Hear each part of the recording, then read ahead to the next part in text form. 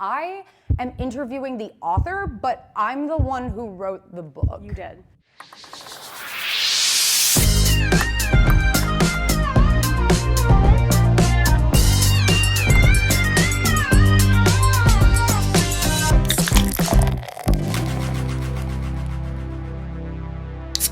Callahan is a mathematics professor in Fresno, California. She is the keeper of perhaps the craziest life story that I've ever heard, and I had the privilege of hearing all of it while collaborating with her on her book, Someday Way. Welcome to Book Pong. Woo! We are here with Kat Callahan. How are you, Kat? The one and only. The one and only. How are you? I am doing so great. I'm having a great time here, and to be here with you and to talk about this after the years we've worked together is amazing. I feel like I'm watching this happen right now. Like very I'm dissociated. Yes, cool. Glad we're in the same boat. Yes. This is a super weird episode of Book Pong because I am interviewing the author, but I'm the one who wrote the book. You did. You made this story come to, it's my story and my life, but I could not have put it onto paper without you, and of course our other co-author, Gina Etlinger. That's really unusual that you are being so candid about the fact that you did not write this book by yourself. Yes. So I'm so excited to get into it with you. Are you excited to interview yourself? Yeah, it feels very bizarre. You are here to talk about Someday Way, which is great because I have 6 questions about Someday Way in these 6 cups. And if you make a shot, we're gonna ask that question. We're gonna talk about that. Okay. Personally, I kind of want to talk about ghostwriting and the ghostwriting process. If I make a shot, we're gonna talk about that. When's the last time you played beer pong?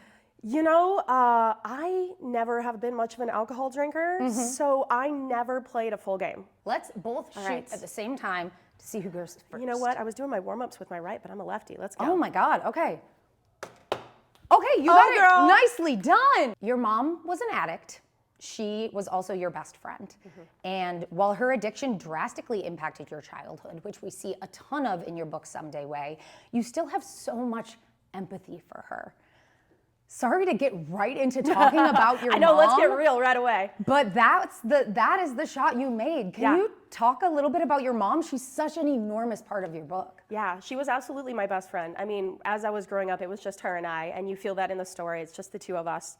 And watching her struggle with not only drug addiction, but mental health, it kills you to watch. And especially as a child, you have no ability to really do much about it. You're completely susceptible to what's going on around you. So it's heartbreaking to watch your best friend struggle, but what I saw her try so hard. I mean, she never gave up, and watching her try and fail over and over gave me a good perspective of what it means to have mental illness and drug addiction, that it's never a choice. So now in my life, when I see people that struggle with drug addiction, I don't see someone that's weak or that's choosing it. I see someone that's so strong, because that is a hard situation to get out of. It's given me, I think, a lot of empathy for different people's struggles. You know, when I see someone, for example, someone that's homeless on the street and asking for alcohol, I don't judge them. I mean, of course they would want to drink. Look how hard that life is, you know? So it's given me a good perspective. You view her and continue to view her as somebody who really, really tried. And so often we look at addicts as people who have like given up, and they haven't. And they're just fighting to get through the same way all of us are. But I feel, I mean, like I said, they don't choose that life, and it's just about the kind of support that they have around them, and the kind of people that are around to help them, willing to help them. It's just so hard. It's like drowning. It's so hard to get yourself out of that situation without a life raft. Well, let's go for something a little lighter. Yeah, maybe. I hope so. Your book is extremely funny. We wrote it to be very funny. It does have some funny moments. But so much of the subject matter is so heavy. But you're also you. Yeah. Like, you're a clown. Yeah. I mean, you were juggling earlier, so. Literally. All right. Oh, this is a good luck one. Thank you. I feel it. Oh, I forgot. Yeah, because you play bouncing rules. We discussed that. Technically, you could have swatted that one away because it was a bounce shot. Okay. Good. But don't do that. Your memoir, Someday Way, has some of the craziest stories. Yeah. But there are so many crazy stories that did not make the book. Yeah. Can you share what you think the craziest story that didn't make the cut is? There are so many. And as I talk about my book, I realize all these different stories that we just didn't have a place for in the theme of what we were trying to tell. Okay, it's kind of gross. We lived on a property, in the middle of nowhere, and we had a lot of animals. And one time my grandfather decided to get 4 calves, little baby cows. And I loved cows. My stuffed animal was a cow. But the problem with this farm situation is that I had to take care of a lot of what was going on. And at this time, I was maybe 10 or so, and I could not. I was in elementary school or middle school at that point. I think I was in elementary school. And so the cows did not make it. And when we discovered it, my grandfather said, all right, it is your job to put them in the cart and go take them across the hill and go bury them in our burial pit. You know, like a 10-year-old should. Yeah, like every 10-year-old has to do on a Friday night. I said, I am not doing that. That's disgusting. I will not do that. And he said, okay, well, so you learned your lesson. I'm going to leave them there. And the sooner you take care of it, the better. And I still refused. And after about 5 or 6 days, he forced me to take care of them. At this point, they were covered in disco rice. It's just another one of those things that happens. That's the thing, is that there are so many stories in this book where it's like, well, wouldn't you know, poor Cat has to haul dead animal carcasses again, and she's 11 years old. That's just what you do. We worked on this book for 3 years, Yeah. and every new story, and we would just go along and think that we had heard everything, and then suddenly you'd be like, oh, I didn't tell you about the time that I had to help a horse give birth, but then both the mother horse and the baby horse died, and it was Mother's Day, and I had to haul these dead horse We carcasses. were hanging out 2 days ago, and there were times where you would say, why didn't you tell me that? That should have been in the book. I mean, part of the trauma is, you forget a lot of it, right? And Yeah. so this experience has really brought up a lot that I've totally forgotten about. Yeah. There's only so many dead animals. Yeah, so you can have in one handle. story. Oh, right. I'm so excited to see what we got. Okay. When did you first know you wanted to write this book? This is such a good story. When I was living on this property, when I was living with my mom, I would call my dad, who lived about 600 miles away in a different state. I would tell him, like, oh, today we had to drag 4 carcasses across town and, bury them in our burial pit. And what could my father say except for, well, someday you'll write a book about this. So when I finally was ready emotionally to handle what this book would bring up, because it is like therapy going through all of this, I think it was really when I felt like I was secure as an adult, when I finally felt like I made it. And I felt safe that I could let little Cat tell her story. And it really was like cracking you open over years. If you don't feel safe, you can't crack all of that open yet. And then finding you, that is, I had been talking about telling this story for maybe 5 years before I'm scrolling on TikTok and I see this cutie talking about what it's like to write other people's stories and what it's like to be a ghostwriter.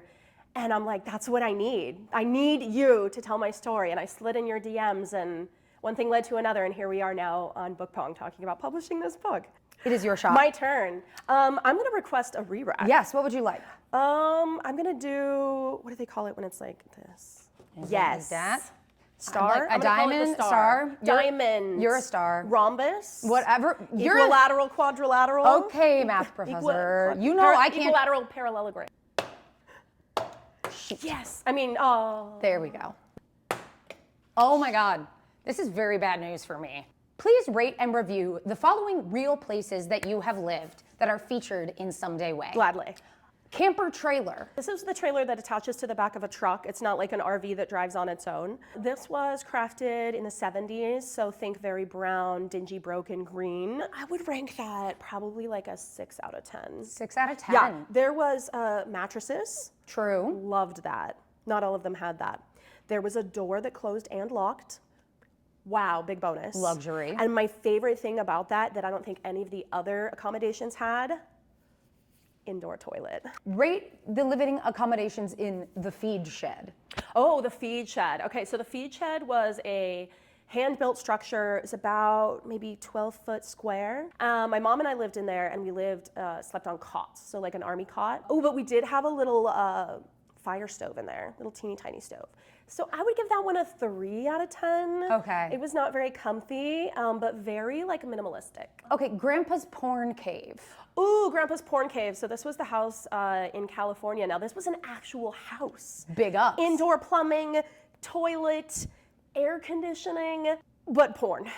And really gross porn from like the 60s and 70s. I'm not shaming the era, it was just the quantity and the location. So I would give that probably an 8. An 8? I would give it an 8. Even though it was a house filled with your grandfather's pornography. Yeah, the porn cave itself had a door. Oh. That's so huge. that right there, very huge. Pretend it didn't exist, right? And the rest of the house only had boxes and dust and like 1 or 2 dead animals. What's it called when you like pretend to be bad? Yes. You got it. What was the hardest part of writing the book Someday Way? I think the hardest part, and it's not even that hard, is the emotional undertaking of it. I think it's hilarious that you say that that is not even that hard.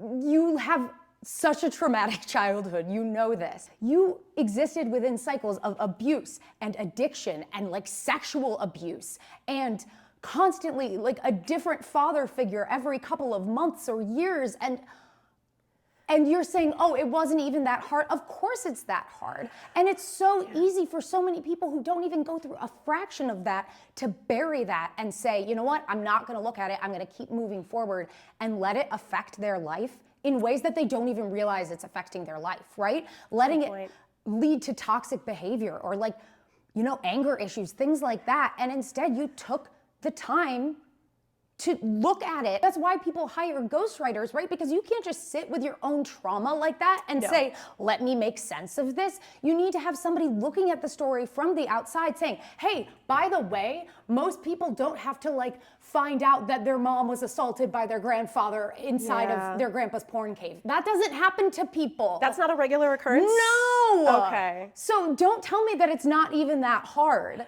Because that's the hard part. Okay, I will agree with you there. The hard part is realizing that what you went through wasn't normal. And remembering things I had forgotten. I mean, we were talking just the other day about things I'm just now remembering still. So, okay, the hardest part is acknowledging that it was hard. In such a way that you're not playing the victim, but just acknowledging that, yeah, I went through that trauma and I went through these things. And I am more vocal about it now because I want to show people that you can make it through that is not how you're always going to live. Would you like a rewrite? I would like the diamond shape as well. Or the star, some have called it. Okay, the rhombus. Yes. I know some people play by like the elbow rule, like the elbow has to stay behind. But there aren't any boys on stage. Woo! Boys always want to follow the rules of the game. And I'm always like, aren't we just having fun? We're just having fun. We're playing here. What did you learn about writing through this process of working with a ghostwriter to write your memoir? What did I learn about writing? That it's fun. Even though I did little of the writing, seeing the writing process and seeing how a story comes together with professionals and how it's supposed to be done is beautiful. Watching these stories come to life, to be told to other people, I've never thought about that before, and it makes writing seem really cool. It is really cool. It is. Also, I know you said you didn't do very much of the writing, and in some ways that is true, but in other ways there are so many things in the book that are just transcriptions of things you said out loud that are just plopped and organized into different ways. It's a good that point. You don't remember saying it because you're just talking. Yeah. You are writing it, just not in the traditional way. Yeah, and I have admitted to you over the last couple days, I have started to write since then. I have started less memoir because this was exhausting enough emotionally, but starting to see the stories in the world and see stories in life as art and as things that need to be told is something I never expected out of this process. I know it sounds corny, but I truly think that like storytelling is the most important thing that we have. Right. And because if you can tell a story and you can make somebody feel something and you can make someone understand a perspective that isn't their own, that's everything. Yeah. Everything. And everything good in this world is storytelling.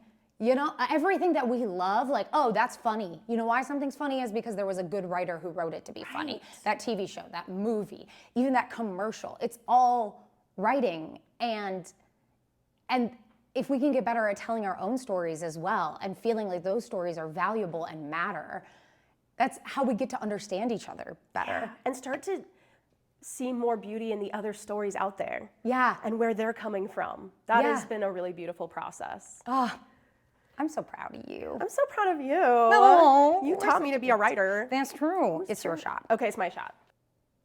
Stop it! You are J.D. Vance's evil twin. Or more likely, he is the evil twin. But if you put his book Hillbilly Elegy next to your book Someday Way, you're gonna see a lot of similarities. You guys both grew up in extreme poverty with addict mothers, kind of a rotating cast of father figures, a lot of instability. But so much of J.D. Vance's story in Hillbilly Elegy is about getting out of this drug-afflicted community that he grew up in. You're a professor in one of our country's biggest drug hotspots. You could have left, you could have gotten out, but instead you stayed and you're teaching. Why? We hit this idea when we were writing the book. When you asked me, why did you never leave? And it was a question I had never thought about before that point. Why had I never left this area that had caused me this trauma? If you know anything about Fresno, it's one of the biggest things it's known for is its meth use. There's a lot of meth and fentanyl in our county specifically. So I teach community college, and I teach math, and I teach in this area that is very low income with a lot of drug problems and mental illness and all this stuff. But when I go to work and I teach these students, I show these students, and I sound so full of myself when I say this, when I share my story to these students that are actively going through it, they see that someone can make it out and make something of themselves and also be themselves authentically. Like, I don't try to cover up my past. I don't try to pretend that I'm someone I'm not. And my community, especially Fresno City College, where I went to college, is what made me realize I could do something with myself. Having an instructor say, you're really good at this, you should teach. And that happened at my undergrad and my graduate level. I had two different instructors that both set me aside and say, you are really good at this, you should do something with yourself. And so I can say without question that saved my life, and that put me to where I am now, secure, traveling the country, writing books, living my best life. And so I want to stay there to show my students it can be done and to help them. I regularly have to help my students that are homeless get lunch or find a place to stay or get out of an abusive relationship. And they feel comfortable telling me these things because they know that I've been there and they know that I'm not going to judge them through that. So staying in that area is really important because that community saved my life. I want to help as many people as I can in that same way. And you know what it takes to get out of those hard situations is just so much somebody looking out for you, somebody believing you, and somebody who will actually listen to you. Sometimes that is all it takes. Yeah. I mean, sometimes it's much more, right? Sometimes it's housing and money and support, but sometimes they just need to know that someone is there for them if they fall flat. Yeah. Oh, you're my hero, Kat. You really are. This is wild. I hope you know that. I'm feeling so many things. I hope you know that I don't say that with sarcasm because I feel like if there were more people like you, we would just be so much better off. It would also be a wild place. It would be chaotic, off the chains, and more people would get fired. Yeah. Yeah. Shoot. Aha. Got it. Oh, you get it back? To go again. Okay. Yeah. I get to fail again. Yes! Woo! Confess to using a ghostwriter for your book someday way as though you're an influencer making an apology video after being canceled. Do we have a ukulele? I do. Okay, I know people have been talking. They've been saying that, like, I didn't write my book, that I hired someone to write my book.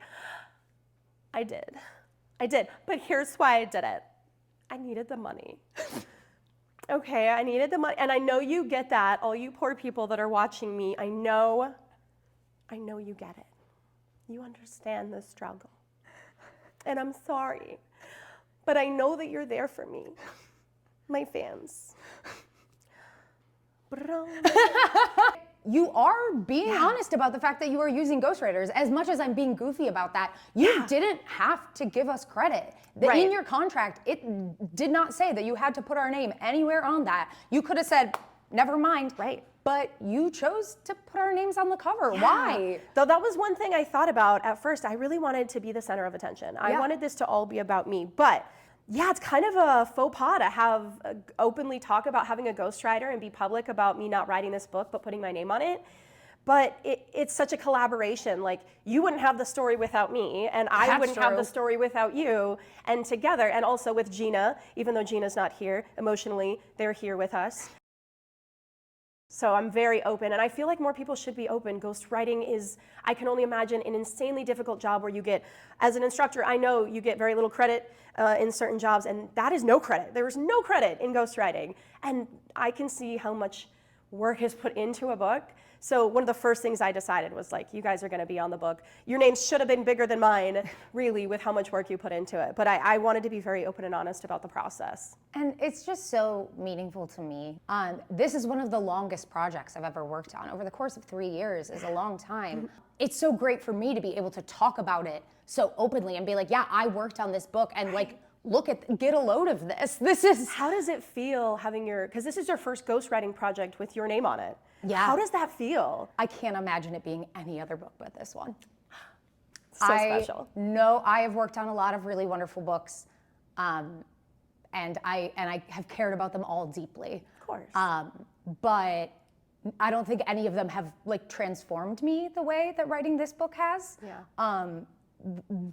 What I learned about addiction, it taught me so much about like the way that I view poverty. Not to say that I thought that people in poverty were, pull yourself up by your boot. Like, obviously not. But I had never spoken to someone at such length who came from such a different background than me. And I think that if more people could speak at length with people who are so, so, so different from them and realize that you actually have a lot in common, again, that storytelling is so powerful, and it would just change so much. I'm so lucky to have found the ghostwriter. I've been talking about getting a ghostwriter to anyone that would listen for almost 20 years, trying to tell this story. So fate and TikTok. Yes. The one thing TikTok was good for. A powerful combo. Is my shot. I think so. I think it's my shot. Well, that was terrible. Yes. I really want to kick your ass. It's a tight game. Who do you hope reads your memoir someday, Way? The thought of it being perceived? It's not something I'd really thought about yet. I think the people that it would relate to the most are young adults that have gone through addiction with their parents. I think that is really big. Also, anyone that has struggled with their parents going through mental illness or themselves. I also have struggled with mental illness because it's genetic. Thanks, Mom. Also, people that are really wealthy, I would like them to read it. What kind of audience do you see this reaching? Who I hope reads this are all of the people who read Hillbilly Elegy right after Donald Trump was elected for the first time. And they thought that Hillbilly Elegy was the explanation, and actually what Hillbilly Elegy was toxic masculinity at work and just a man blaming people for not working hard enough. And women. And women, just blaming women for their addictions instead of examining like, oh yeah, how dare my mother, ruin my life by being such an addict and bringing all these weird men around, while we're kind of turning a blind eye to all of the violent history that her father had. Right. It makes you wonder what happened that led to some mental health issues, that led to some addiction issues. I really believe that so much of the power in your story is that it was written by a woman, it was written by a queer woman. It was written by 3 queer women. Yeah, and it is giving empathy to your mother. Instead of placing the blame on people in these situations, understanding why people end up in the circumstances that they end up. I would love the people that have read Hillbilly Elegy to read this, compare and contrast, and see if that opens their mind at all. Oh, the lean. I'll let it fly. We're tied. I want to talk about education because you missed so much school growing up. Yeah. You talked about having to steal the car before you had a driver's license to drive yourself to school because otherwise your grandpa just wanted you to be doing farm work so he wouldn't take you to school.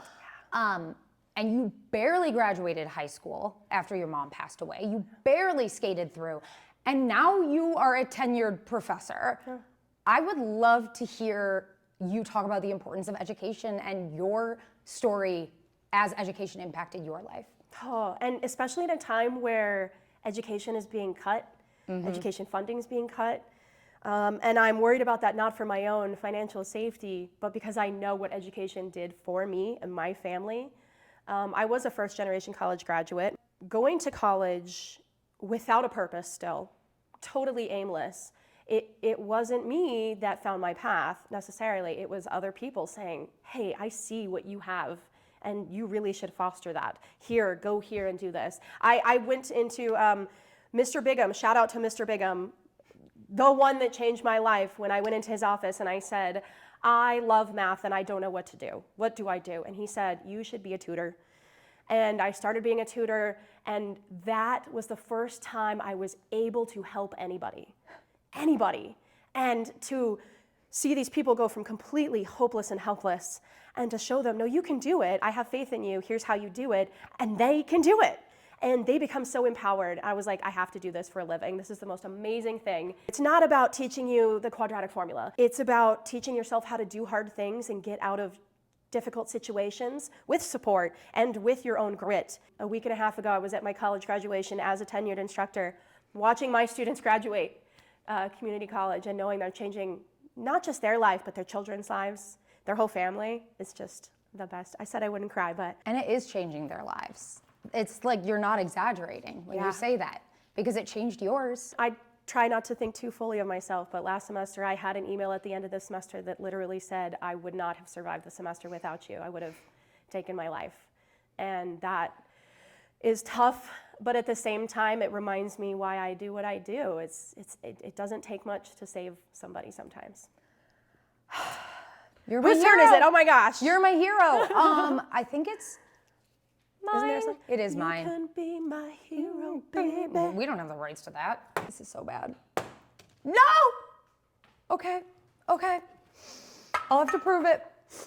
Where did your book Someday Way get its title? Oh, that's the best question. So as we mentioned already, when I would call my dad in the midst of all of this difficulty, I would call him and say, oh, today we had to cut the head off a horse, as you do, or today we had to, bury some dead animals, or do what you do. And my dad would say, oh, you're going to write a book about it. It's going to be called Tragic Farm. So when I contacted you, that was the name of the book. And I was very set on that. Yeah. It's Tragic Farm. That is what it's always been called. In my mind, that's what it's called. And one day you said, so this property is 120 acres out in the middle of nowhere, 20 minutes outside the closest town, which is a small town in that. And you said, did there happen to be an address? And I said, yeah, it was blah, blah, blah, Someday Way. And you and Gina both looked at each other, although we were on Zoom, somehow it worked. And your jaws dropped, and we all at the same time realized that's the name of the book. It's Someday Way. And it fits so well because in the moment, it never felt like someday was going to happen, And I never really, so the word someday never meant anything to me. But now looking back, it has happened. And someday I did get out of that and make it out of that situation. It's the most beautiful name we could have ever chosen. Yeah. So we didn't choose it, it chose us. It really did. And it was so funny when you said that. You gave us the address as if it was 123 Sesame Street. You were so casual about it. Like, oh yeah, Someday Way. Yeah. Like, oh, it's only the most beautiful metaphor you ever could have asked for dropped directly into your lap. And now it's my memoir. Yeah. Wild. Your memoir. It's so crazy. I'm really hoping that I made this shot. Oh, you can win? It's just a prove it shot. Okay. Which I'm really hoping for. Bounce it. Shoot. Woo! So does that mean you take a shot of Malort? Yes. Yeah? That really delicious liquor you've told me so much about? I am so excited to see how that goes down. Kat, you're the first person to beat me. I am? You know what? You needed to be humbled. And so I traveled across the country, all right, from Fresno, California, to humble you in book pong. It does feel right that the first person to beat me in book pong would really be your own client. Yes. It really be your own client. Someday Way by Callahan with Gina Etlinger and myself, Becca Grischow, is available now, and I am about to ruin my life. Hang on one sec. I am so glad it's you and not me, because I don't drink liquor, but I probably would have done it for you. I can't believe the half a smoothie I had for breakfast. Oh, it's gonna be washed down with some Malort. It's like mostly full. Okay. I'm gonna...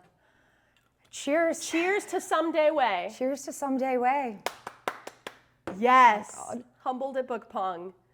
Yeah! Was it worth it? Yes, it was worth it. Is it that bad? I hate I'm it so glad I don't know. much. Good game.